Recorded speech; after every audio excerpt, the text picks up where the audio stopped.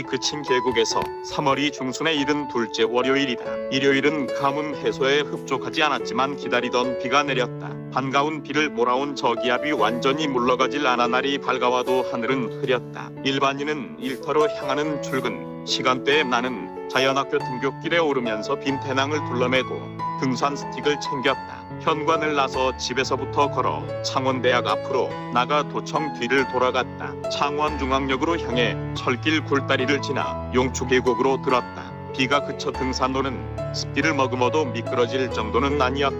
어제 비의 강수량이 많지 않았지만 바위와 자갈돌이 드러나도록 말라붙던 계곡엔 물이 졸졸 흘렀다. 평일 아침이라 산행을 나선 이들을 보기가 어려운 호젓한 계곡을 찾아 혼자 산행하는 호사를 누렸다. 비가 온 후라 수목들은 생기를 띠는 듯했다. 용추계곡 들머리부터 나의 눈길을 사로잡은 야생화는 현호색이었다. 일주일 전 찾았을 때는 고작 한두 송이 핀 현호색이었는데 이제는 무리를 지어 여기저기서 피어났다. 겨울에 눈비가 내리지 않아 수분 부족으로 잎줄기가 양위면 어쩔 수 없어도 예쁜 꽃을 피워 대견했다. 용추정을 지나 계곡을 따라 올라가니 전날 내린 비로 등산로는 물기를 머금어 먼지가 일지 않아 좋았다. 워낙 가물었기에 전날 비가 내려도 계곡에 흐르는 수량이 불었는지 알 수 없을 정도였다. 다만 생기를 잃어가던 수목들은 이번 비로 수액이 오르면서 잎이 돋고 꽃이 피는데 도움이 되지 싶었다. 용추어교와 출렁다리를 지나니 겨울을 넘긴 맹문동 잎줄기는 파릇하게 윤이 났다. 용추계곡의 개체수가 덜어 되는 남산제비꽃은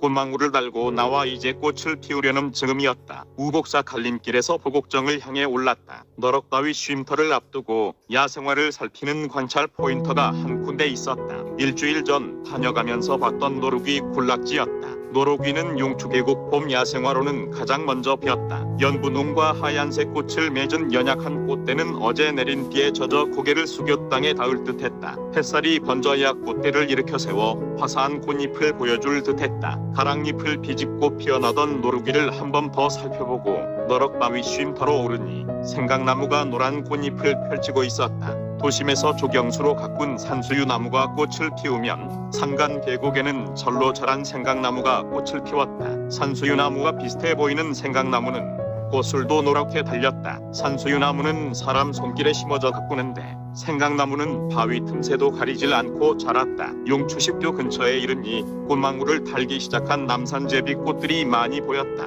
거기는 남산제비꽃만큼이나 눈길을 끄는 얼레지도 있었다. 인맥이 얼룩무늬를 띤 얼레지는 군락을 이루었는데 꽃잎을 펼치기는 때가 일렀다. 꽃잎은 백합처럼 피는데 꽃망울이 중대백 노나외가리의 주둥이처럼 길쭉했다. 얼레지가 꽃잎을 펼치려면 며칠 지나야 할 듯해 그때 현장을 다시 찾을 생각이다. 호곡정을 지나 진리예산성 동문터로 올랐다. 길섭에 흔한 진달래는 꽃이 피려는 기미를 보여주지 않았다. 음달 산자락 진달래나 도심 거리 벚나무는 예년보다 개화가 제법 늦을 듯했다. 올해는 지난 2월 우수 전후 늑추위가 기승을 부려 꽃눈이 움츠려들었고 혹심했던 가뭄으로 수액을 빨아올린 여력이 없었지 싶기도 했다. 진달래보다 개화가 늦은 철쭉은 꽃눈조차 부풀지 않았다. 진례산성 동문에서 가파른 비탈로 내려서니 길고 긴 임도가 나왔다.